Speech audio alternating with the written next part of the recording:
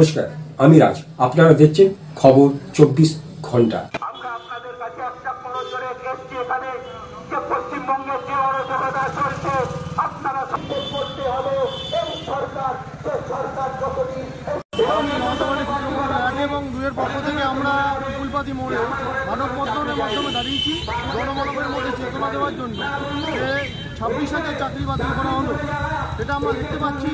তার মধ্যে যোগ্য অযোগ্য বাছাই করা সম্ভব ছিল, কিন্তু মাননীয় মুখ্যমন্ত্রী সেটা করেননি। এর ফলে তাদের সরাসরি পেটে লাথি মারা যেটাকে বলি আমরা, সেই যোগ্য মানুষগুলোর ওপর সেটা গঠিত হলো। এর ফলস্বরূপ আমরা এখানে প্রতিরোধ দেখাতে আমরা উপস্থিত হয়েছি। শুধু তাই নয়, মুর্শিদাবাদ, মালদা এবং চারিধারে আমরা যা দেখতে পাচ্ছি ওয়াকফ বিলের নামে কিছু মানুষ জেহাদিরা, মৌলবাদীরা তাণ্ডব করে বেড়াচ্ছে এবং তার ফলস্বরূপ হত্যালীলাও ঘটলো। দুটো মৃত্যুবরণ করতে হলো। তার পরিবারে আমরা এখানে